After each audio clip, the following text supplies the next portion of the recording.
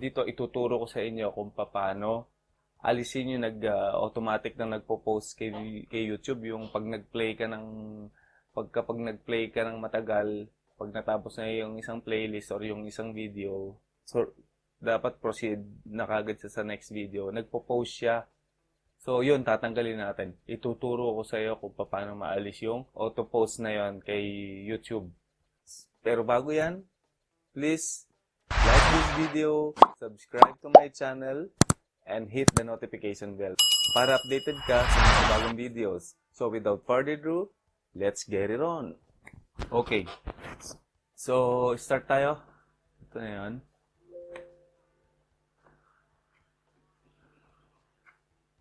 Okay, so start tayo. Unahin, ang pag-alis ng nagpo-post dun sa video is isa-isa, kailangan install mo sa kada isa. Gawin mo to kada isang browser mo. So, simulan natin dun sa Microsoft Edge. Okay? Sa Microsoft Edge, tatanggalin natin yung nag-auto-post na video. Kay YouTube, ganito yon. Punta tayo sa google.com. Google.com. Okay.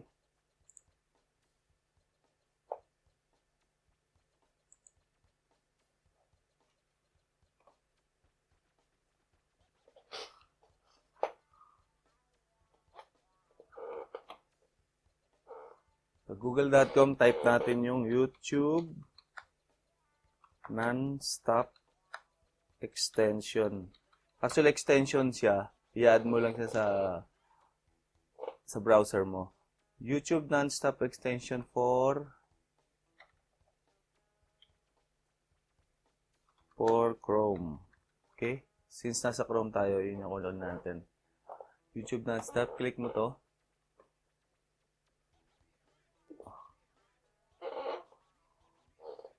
YouTube Nonstop. Allow extension from other store. Okay lang yan. Okay? And then, YouTube extension.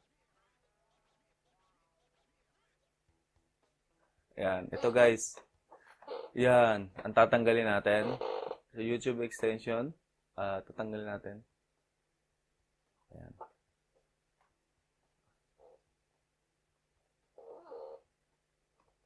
Okay, allow.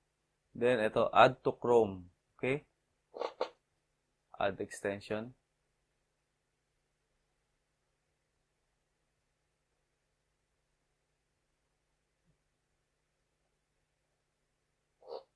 No. Okay. So, andyan na siya. Ito na yun, no?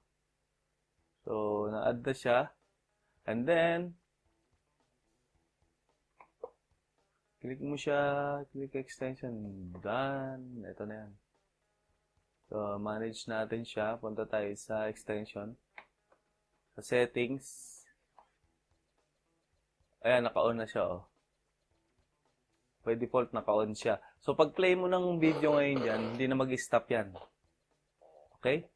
So, next is up for Chrome pala yun. Oh, ito. Sa Edge naman tayo, Google Chrome.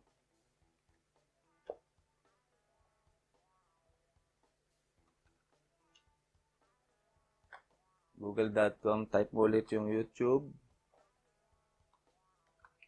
YouTube Nonstop extension for Microsoft Edge. Yan. Okay? Hanapin natin yung ads on naman na tawag kay Microsoft. So, get add extension. Okay, add extension. Turn on sync, no problem. Kahit ano lang. Okay na. Andyan na. Naka-add na siya. So, check natin ngayon siya. Sa settings ulit tayo. Tingnan natin sa extension. For Microsoft Store, from other sources. Okay, by default, naka-on sila. So, okay na yan. Next, dito tayo sa Firefox. So, Google ulit tayo.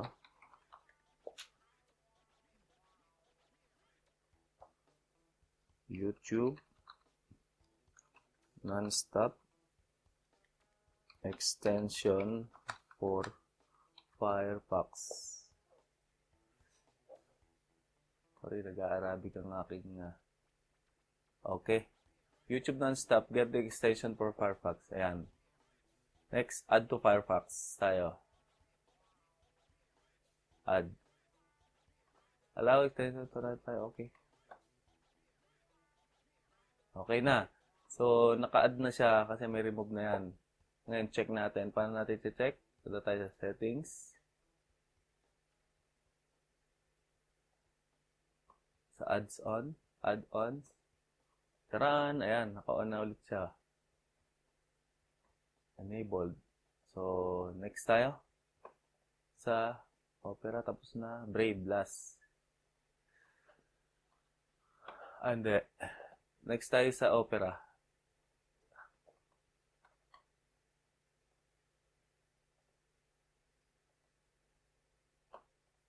Sa Google.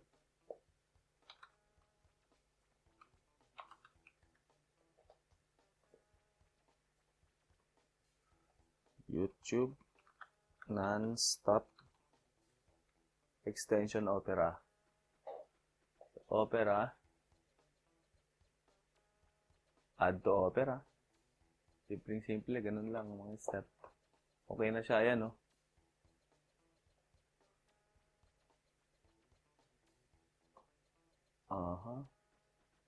Ayan, add on.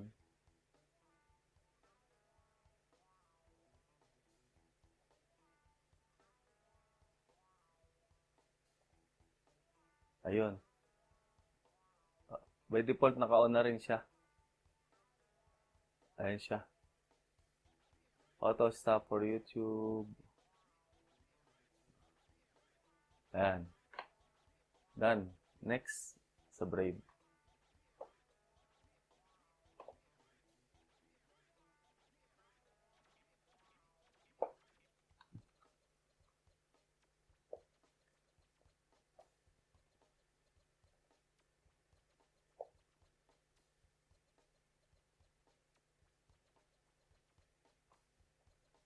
YouTube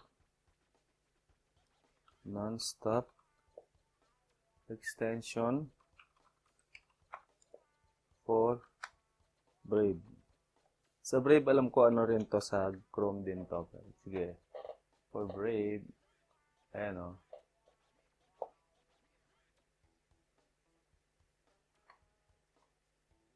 So, ito extension niya. Add to Brave. Add extension. Voila. Okay. So, it's added na sa extension natin. Ayun siya, oh. Ipin natin. Manage extension. So, ayan, naka-play na siya. By default, naka-on na siya.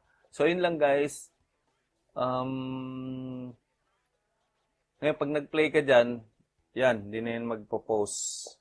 So, yun lang, guys. Maraming salamat. So, sana nakatulong ang video ko na to. Until next time.